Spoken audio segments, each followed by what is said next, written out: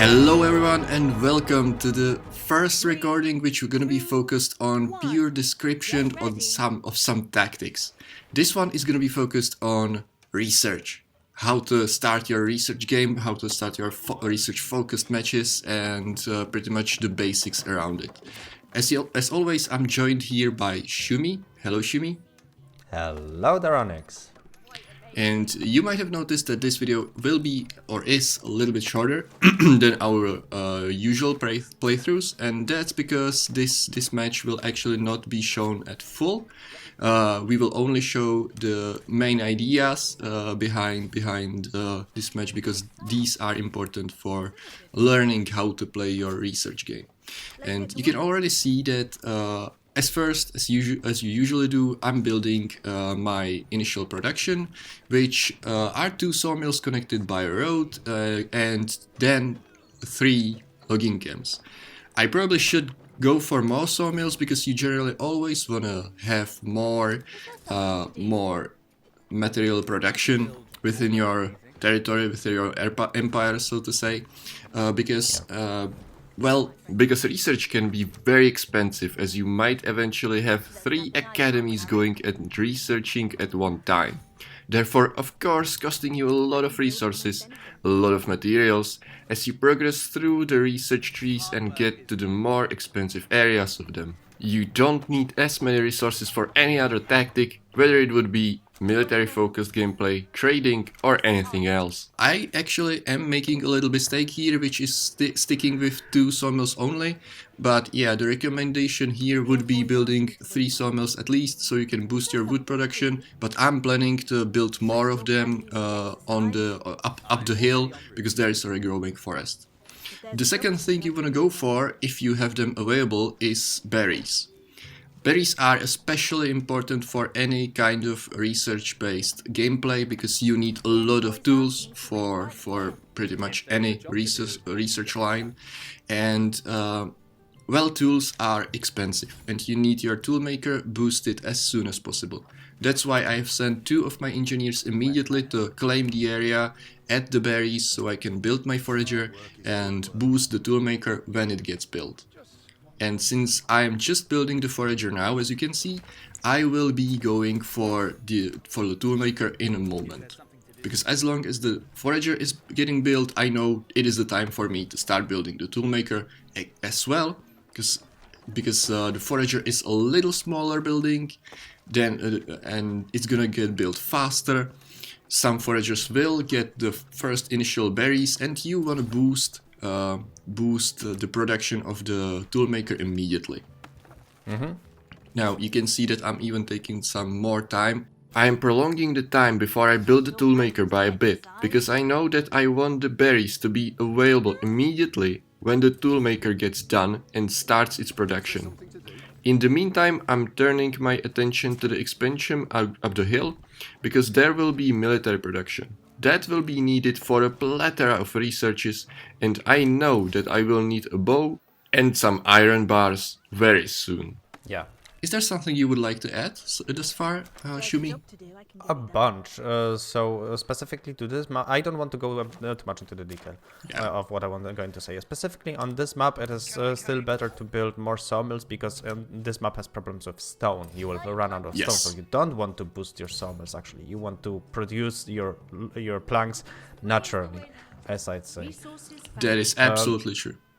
The other thing that the Onyx did mention, maybe not too well, I think, is nothing against you, is that the berries the toolmaker is boosted by the berries. That's why you need berries for the toolmaker. Yes, I might have forgot to say that precisely. That is absolutely true. You can see that I'm going for 3 quarries actually, and this production of the base resources, wood and stone, isn't the best build I could have done. I probably shouldn't have sticked with just 2 sawmills, as Shumi said, but that's what I'm gonna go for on this match. Even I am still making mistakes, even though I'm trying to focus on research a lot lately. But the general idea right now is to start producing the tools. With the first initial 2 tools, you can build the academy. And if you have nothing else, while the academy gets built, you can start researching the first very cheap research areas like claiming territory speed, which only takes you a few stones and like 5 locks, I think, and engineer movement speed, which only costs like three tools, both of which you have production of. I mean, the stone, the logs, and the tools are being produced already, and you can count with them. If you though are playing on some other map where the military production is closer, you might have already find yourself in a situation where you have the possibility to build weapons already. And with that, the focus on research shifts a bit. You generally want to go for the military-focused research as fast as you can, as well as with the as well as the focus on citizens. And we are getting to the side or to the section of this video where I wanna talk a little bit about the three guilds that are available. Can I maybe first ask a question before you go? Definitely, yeah. So you're going for research right now. Would you say you are now so much slowed down on your military production that you need to actually take care of defenses before you go for the research? Definitely. You are actually somewhat connecting on my ideas. I love it. Yes, precisely. That's another topic I wanted to mention. And usually when you start thinking about citizens, you are a little further ahead in the gameplay. This is still the 7th minute for me in this match, so I'm not thinking about it just yet. But you always need to keep in mind that you need at least some of the defenses having built. As is very wrongly said, sorry. You need to have some defenses in mind when you're playing this long game, so to say, because the research game is very long termed, and you need to watch your enemy a lot. In this case, I know that my enemy isn't that good, so I know he's not gonna be attacking me immediately, and that's why I'm not gonna go for defenses immediately. But also the map stops it. Yes. In this case. On the other hand, you should keep the idea of defenses in mind, in back of your head, always if you go for research. And the idea is get to the closest choke point you can. The choke point should be covering at least some of your production, and build some general defenses, at least one tower in here. You should rush this. If you know your enemies to be good, you should rush these choke points, build your defenses there as soon as possible.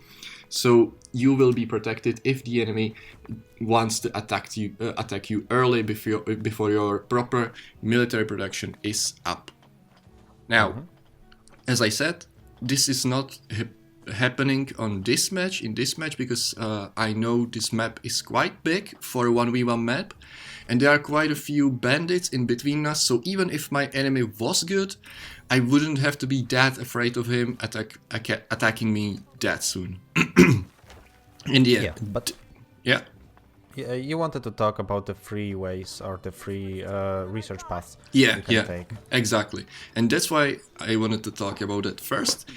So these three additional, so to say, paths of research are the citizens, administration, and engineering, or engineers, something like that. And all of those can be unlocked, so to say, by spending 10 tools and some other resource. For the citizens, it is 7 locks. And I'm mentioning the citizens precisely because I'm gonna go for citizens as first.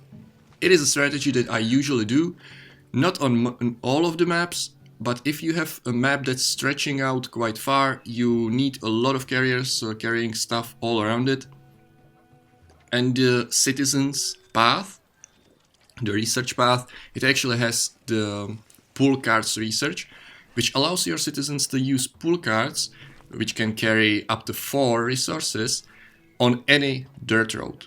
That is a huge upgrade to your production flow, because you only need one citizen, one settler or carrier, so to say, to carry 4 things, while if you didn't have this research, you would need 4 of them, obviously. 3 things. 3 things. I thought it was 4. All right. Anyway, you just need, the basic idea is that you need far less carriers than you needed before, and it will actually boost your economy a lot. Everything is faster, and you don't actually need to build as many warehouses as well, because, well, they can carry a lot of stuff, and that will help you in the, well, if you're carrying something from afar. So anyway, yeah. With this in mind, I'm starting with citizens, and I already know that there will be some resources that I'll need for the citizens' research, for opening the tree itself, and for getting to the pull cards themselves. And that you need to keep in mind at all times. You need to know what you're going for, so you need to plan it in advance. Let's get to work. You need to think about, okay, what I'm building right now is a production that might not be necessary immediately, but I will need it eventually to boost my research as soon as I can. Because you want to have the ability to click and start the research immediately as the academy gets built. You don't want to have the academy standing there researching nothing. I wonder if we'll ever. Now, just a side note, because I have just now started expanding the wood production, there is actually a pretty handy landmark which serves as somewhat extra production for my wood. The landmark only costs 1 tool, and since you have a lot of tool production, you can afford it.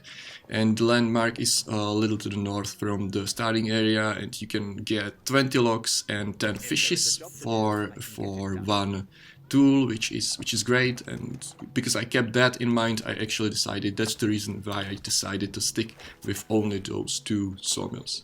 Again, not the best idea, but it's something at least.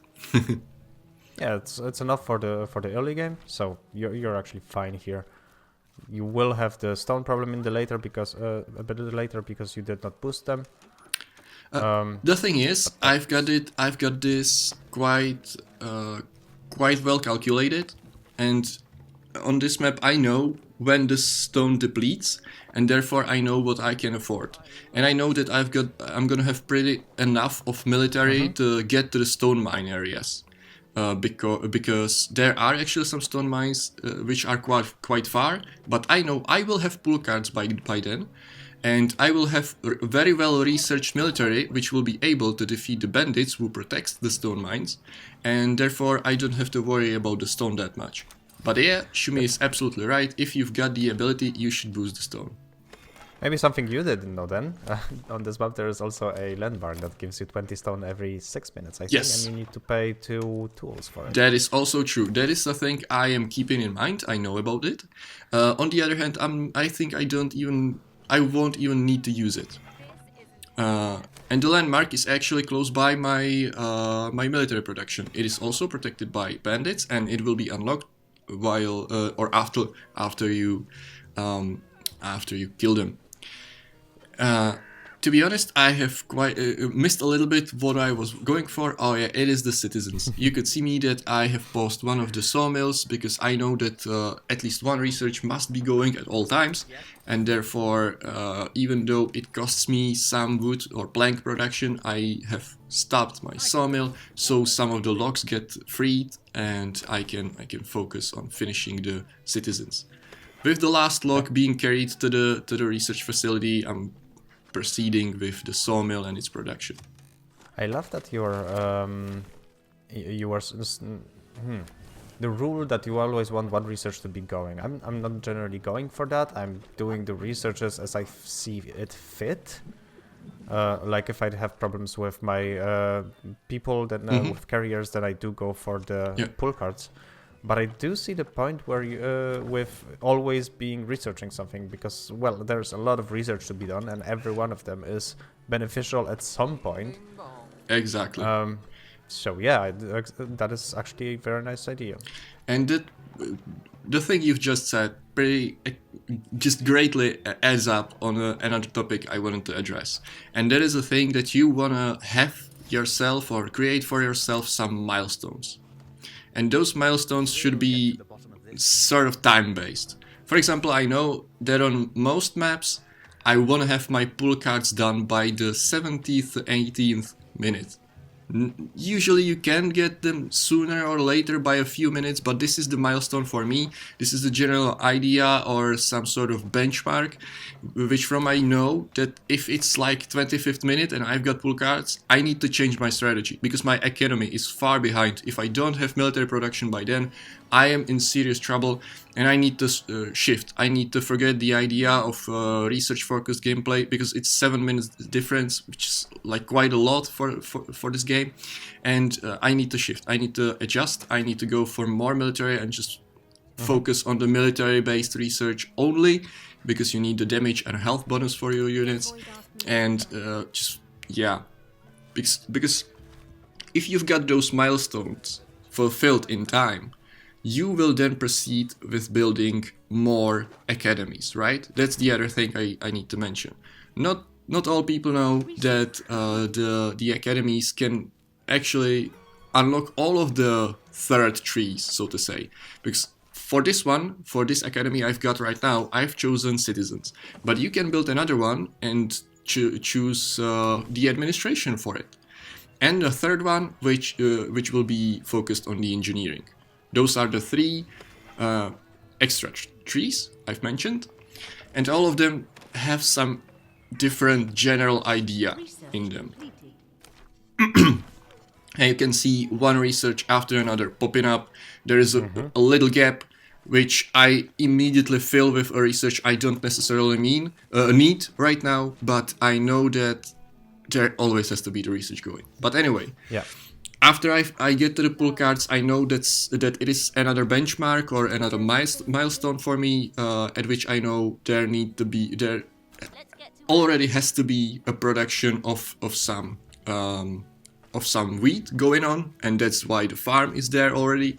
Because when I finish my pull cards, I know I immediately have to start researching my military. So therefore, you will have your military research at around 20th minute.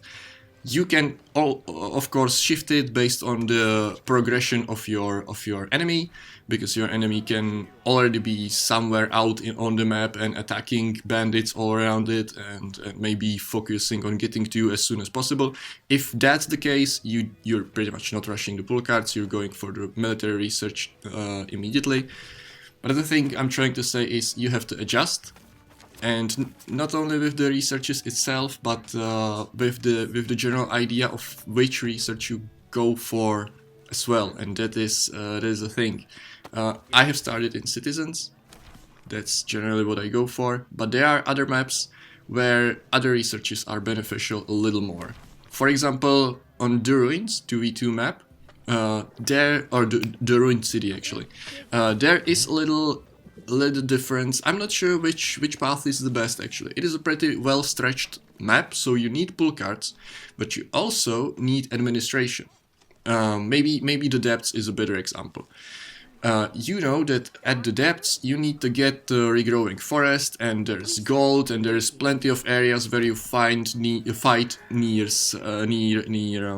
mining areas and salt lakes, yeah. And there are researches, I will not go into the depth about them, but there are researches that are focused on damage bonuses, percentual damage bonuses, and these are tied to certain areas your units are at. For example, as I've mentioned, there are salt lakes and there are mining areas, which both can give you a lot of damage bonuses if you've got your units nearby them, and if you've got these bonuses researched. So if you know you're playing a map which has a lot of salt lakes, your research, your plan, as I've mentioned at the beginning, should be based on that.